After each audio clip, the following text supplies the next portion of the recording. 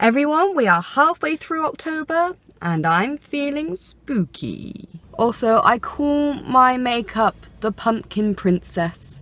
It's my attempt of doing a sort of Halloween-y, October-y, autumn-y sort of makeup look that didn't really go as I envisioned it. So welcome everybody to my creepy corner of the internet. This is a new series that I'm starting in where I talk about some creepy sort of things. Inspired by some horror stories that I've watched, inspired by conspiracy theory videos. I won't be doing conspiracy theories, but it sort of jogged the idea for me to do something like this. Our first topic of conversation in the Creepy Corner series is Annabelle the doll. Now, some of you may have seen the film The Conjuring, or Annabelle, which is the sequel to The Conjuring. It's a very scary, jumpy sort of thriller, typical horror film. Both of them are, really. Both of them, especially The Conjuring, follow the story of two demonologists who are married by the names of Ed and Lorraine Warren. Basically, in The Conjuring, this family move into this house and it's possessed, blah blah blah, same old horror movie story. And they call in these demonologists that then have a look at the house and see if there's a spirit that's possessing the house or something. Annabelle is the prequel to The Conjuring, in which there's a doll that is possessed by a spirit. And this doll is picked up by Ed and Lorraine and taken to their museum in Connecticut. However, Ed and Lorraine are two real-life people who are in fact demonologists, and they are married, and Annabelle just so happens to be a real-life doll. This is what Annabelle looks like in the film. Very creepy, sort of demonized, typical creepy possessed doll sort of looking. This is what she looks like in real life. Here she sits in a glass cabinet in Ed and Lorraine's occult museum, which is full of possessed and demonized objects or toys. So the story of Annabelle, she is a Raggedy Ann doll, which you can see from the picture. She was bought from a mother to a daughter as a birthday present.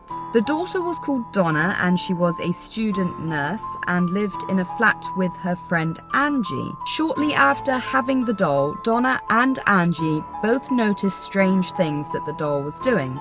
For example, it would cross her legs or cross her arms or just move around the house. But it wasn't anything scary, it was just weird. So of course, after experiencing this, they called upon someone who happened to be a psychic medium, and she examined the doll and said that it was possessed by the spirit of a young girl who was buried underneath their apartment called Annabelle Higgins. Because Donna and Angie were told that it was the spirit of a small girl and she didn't want to hurt them, she just wanted to play, they gave the spirit permission to stay in the doll and accepted her in their flat. Big mistake.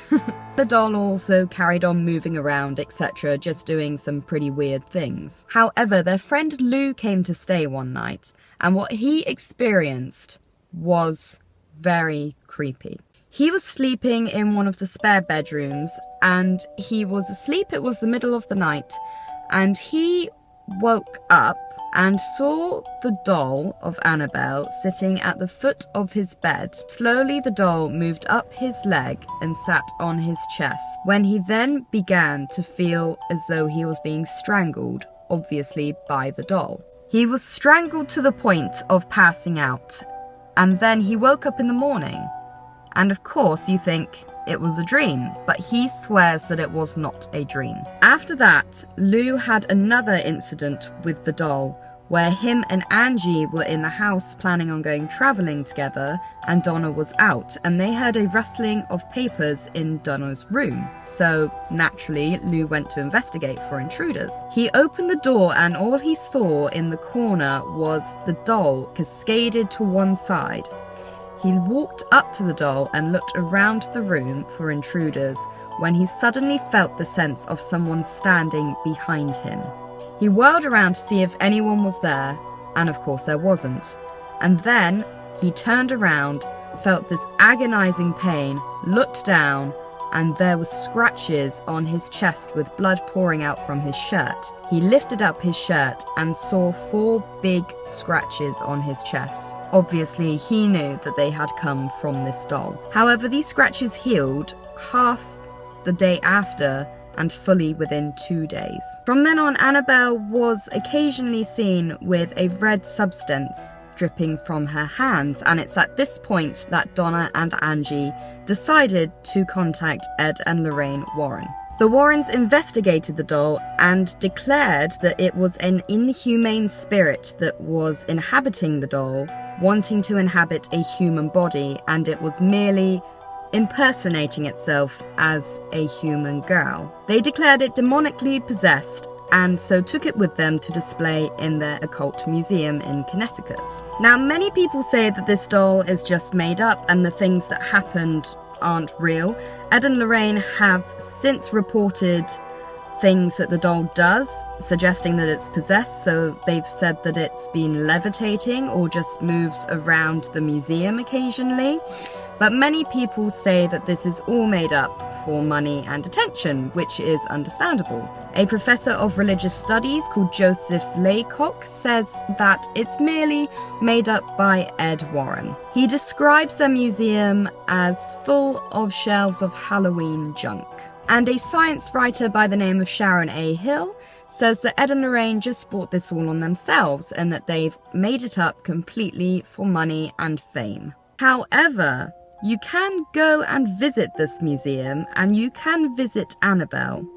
On the front of her glass case, it says, "Warning, positively do not open." Several people have come to visit Annabelle, one of them being a priest, and when he saw her, he looked at her, pointed, and declared that she cannot hurt anyone. Shortly after leaving the museum, the priest was in a nearly fatal car crash. Another incident of a couple that came to visit the museum poked fun at Annabelle, which is, in my opinion, a really stupid thing to do, and they laughed at her and called her names, and after leaving, they crashed their motorbike into a tree, but they also did survive. And the last incident that I could find is a man that went to visit the museum, found Annabelle, and insulted her, and shortly after he left the museum, he nearly instantly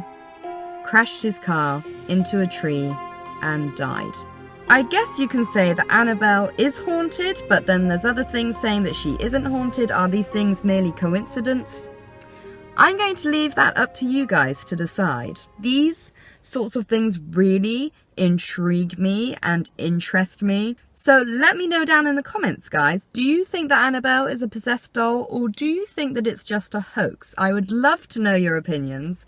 Just comment down below. And if you would like to see this be a series, which I'm planning on doing anyway, if you are interested in that and would watch it, then please also let me know your feedback and give this video a thumbs up if you would like to see more. So I hope you guys learned something new today and were interested by Annabelle the doll. Thank you very much for watching, everyone, and I will see you in my next video. Goodbye!